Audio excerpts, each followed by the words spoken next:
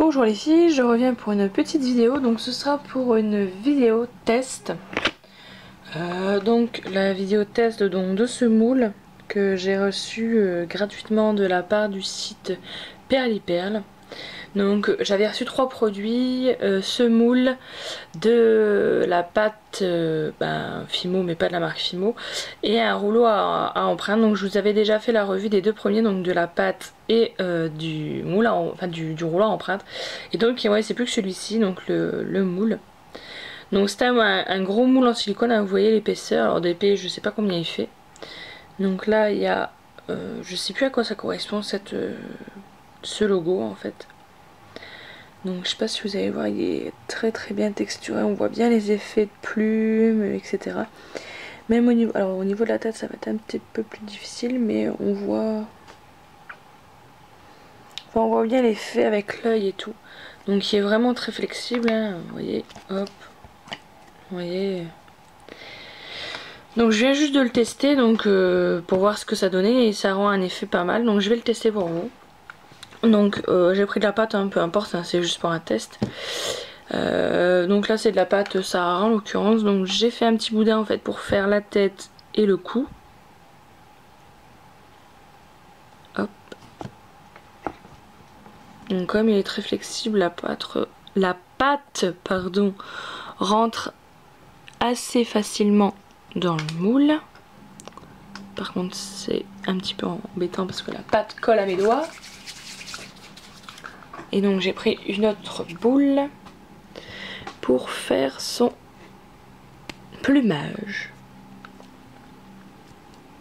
Je pense que j'en aurais peut-être pas assez. Bon, c'est pas grave.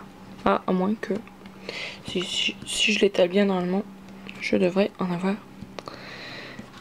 assez. Hop. Voilà. Donc là, il n'est pas super bien fait, hein, mais c'est juste pour vous montrer ce que ça donne sur la pâte. Donc j'appuie pour bien que ça prenne tous les détails. Et pour démouler, enfin c'est super simple. Je l'ai démoulé en 3 secondes tout à l'heure. Hop. Donc voilà ce que ça donne dans le moule. Et donc on va passer au démoulage. Hop. Alors il y a juste la tête qui est restée coincée.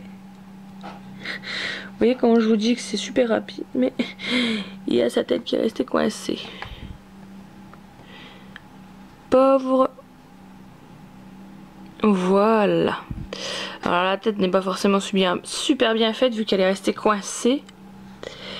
Alors je vais m'approcher. Et en fait vous voyez, on voit bien les détails de l'œil, du bec. Enfin c'est juste magnifique.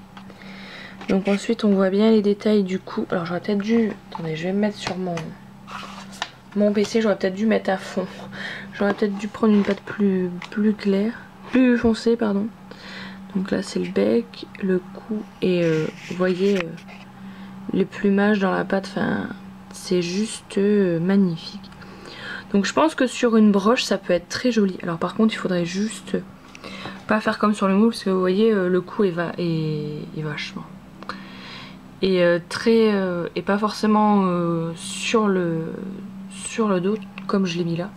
Et en fait pour le faire en broche, parce que le cou à mon avis ça doit être quelque chose de super fragile, il faudrait peut-être, vous voyez, le coller comme ça et juste rabattre la tête comme ça. Ça ferait... je vais vous remontrer sur la table. Ça ferait... je trouve que comme ça ferait juste magnifique. Voilà. Mais enfin c'était juste pour vous dire au niveau du détail des plumes, là vous voyez, mais bon c'est pas forcément en direct comme moi je le vois. Enfin moi je trouve ça juste trop beau.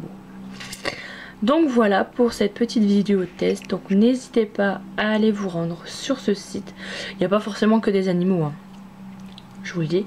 Donc je vous mettrai le lien du moule en barre d'infos et de la boutique. Donc n'hésitez pas à aller faire un tour. Franchement ça vaut le coup. Donc sur ce je vous dis une très bonne journée et à bientôt pour une nouvelle vidéo. Bye bye les filles.